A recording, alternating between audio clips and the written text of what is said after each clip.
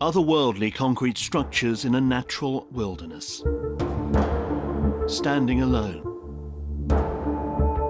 Strange shapes that don't betray their true purpose. This is the former RAF Denge, near Dungeness in Kent, and I've come here to find out more about these bizarre military relics. Luckily, the RSPB, which now looks after the site, are helping me get there. Well, there it is.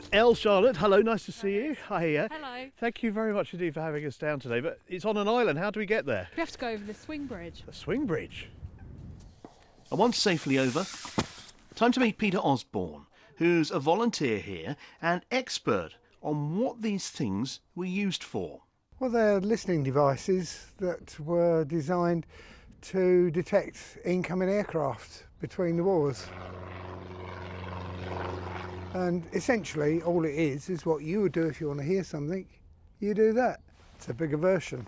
Well, this is how it amplifies sounds, and this is a real demonstration of the acoustic properties of this wall, because I'm talking to Peter, who is 100 feet away.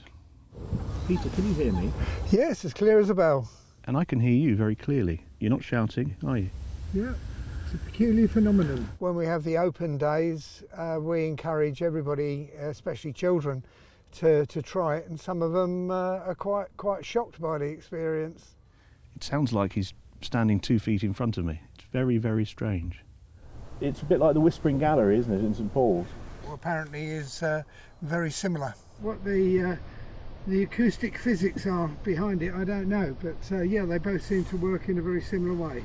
The sound wall was a massive success, able to hear an aeroplane engine far earlier than ever before, and it was planned that they'd not just know an aeroplane was coming, but also be able to locate it. There will be other sites like it, other sites the other side of the Thames estuary, and you'd be able to get a cross bearing from two sites, so you get a distance out and an actual position as well.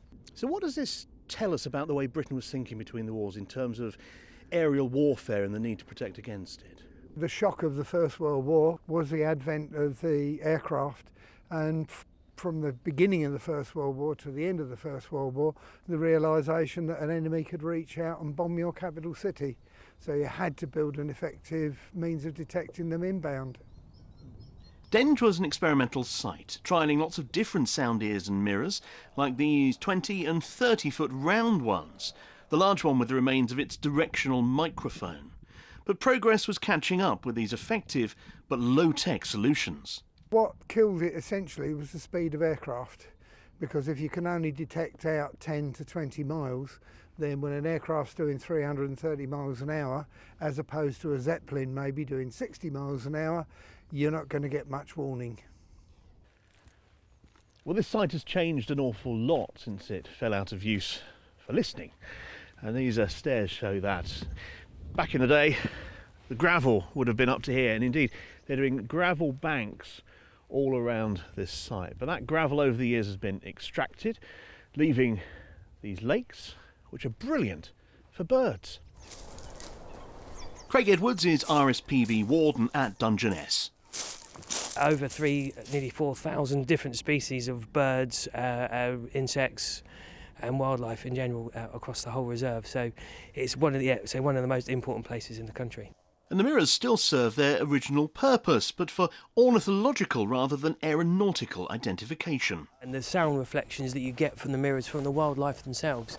So you can sit here and you can hear birds quite a long way away because the sounds are coming back in from the mirrors.